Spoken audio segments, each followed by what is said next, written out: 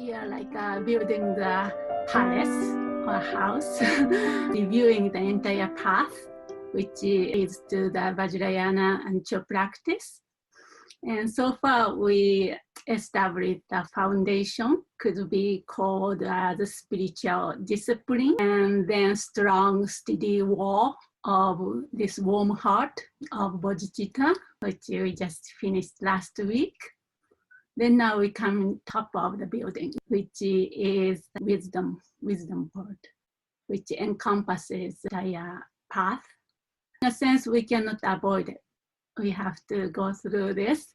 Whatever tradition you are working on or you have a connection with, and then tradition or Vipassana tradition, Theravada tradition, of course, Mahayana, Vajrayana traditions. This one is something really I feel strongly Buddha's contribution to awakening.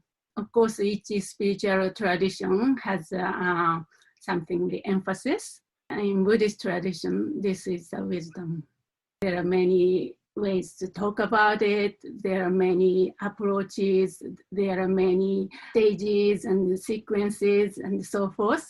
One of the things up front I have to clarify is we are not saying this is the best. This is the only one approach. We in the West, there are so many philosophies and ideas and lineage and tradition, so many available. So sometimes we get confused and then we become very polemic kind of, we try to stand, this is the best. We heard from teacher, from one or two teachers, and then this is the way to get the awakening, only ways. But as I emphasize in the beginning of the program, every lineage, every tradition eventually leads to the ocean of awakening.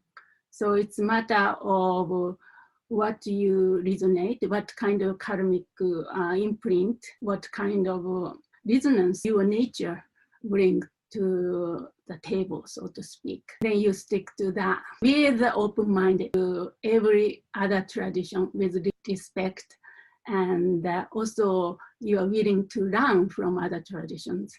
So especially in West, we have an opportunity to do that. In Tibet, people had so much devotion. Devotion can do it. Devotion. So they were able to stick to one lineage, and then they were able to get to the ocean of awakening and realization. With that mind, we are coming to this presentation of so-called emptiness. And this is the one term, emptiness. That is the one which brought me to India. So I have a very strong feeling about this. And also in my process of all kind of experiences, good or bad or whatever it is, everything brought me here at this point, speaking in front of you, experiencing my own personal life, failure and mistakes and this and that. At the same time, I really treasure what I learned from the great Tibetan teachers who fled and brought the treasure to people like me with nothing. I feel very fortunate and also grateful this opportunity you guys provided to me to kind of share or discuss and think about what that means, what this wisdom of emptiness means to me. And so emptiness is not a philosophy. We cannot experience it in that sense that we can only experience emptiness of something. We can talk lots about what's empty or what Buddha is talking about. Before we get into that sort of things, why we have to do that? Why we have to kind of review, or why do I have to challenge my own assumption? I'm just resting in a nice, comfortable, pure awareness. Usually we open with this kind of meditation. I call it mind rebooting meditation. Just relax and just rest without any reference point, and kind of formless meditation. In the West, I feel strongly that sort of things need to be done before we get into anything. We need to relax. We need to pause and relax. Having said that, why we cannot just stay there, then miraculously one day, wow, I realized Ripa, and then I'm completely free from suffering, the awakening. I think nowadays there are lots of traditions or teachers who talk about that. But in our Buddhist tradition, that is the beginning, I think. If we look at the Buddha's life story, I'm sure you know that. Buddha left a comfortable palace. Why did he go into this forest and sat and went through all these hardships? So it again comes down to this motivation and intention. No?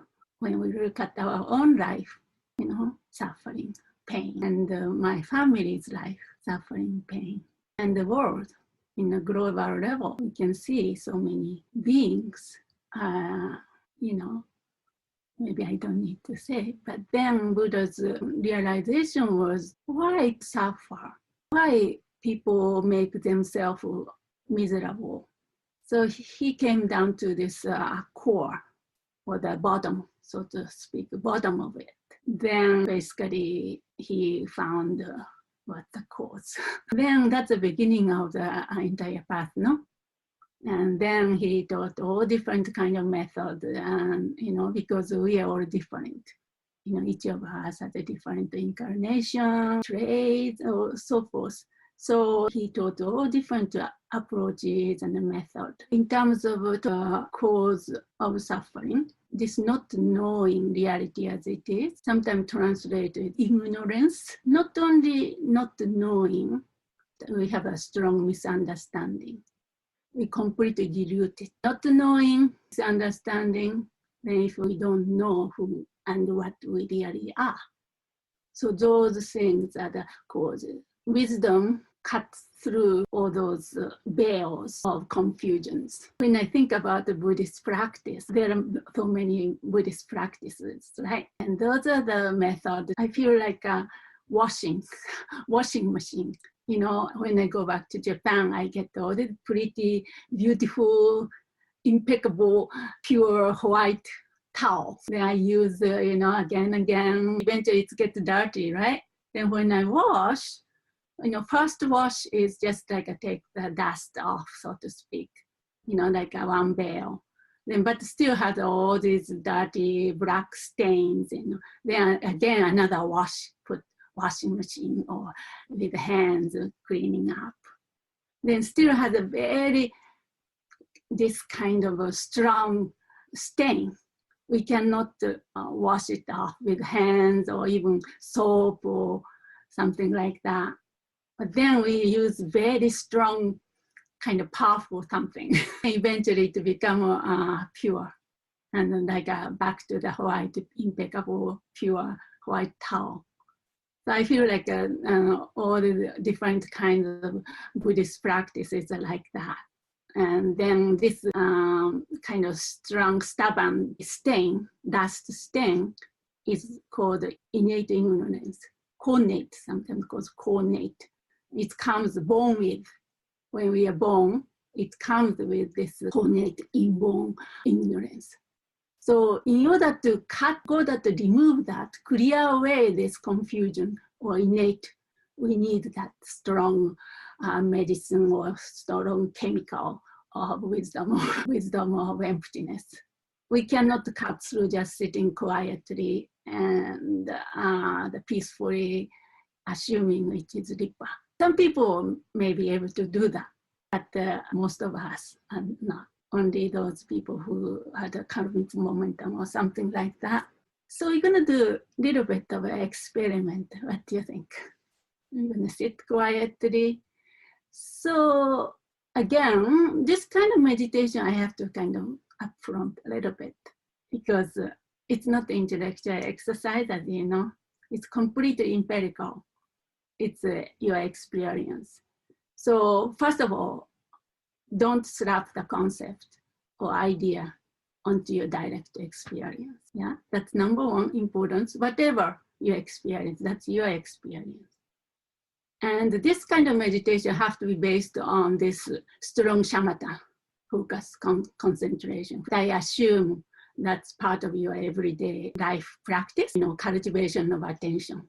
That is the basis of everything. That is the foundation of the building. So that's important. So maybe even whatever focus is, breath, if we get used to the breath focused meditation, just one pointed to the focus on breath and just let the mind and the body settles. That's very important.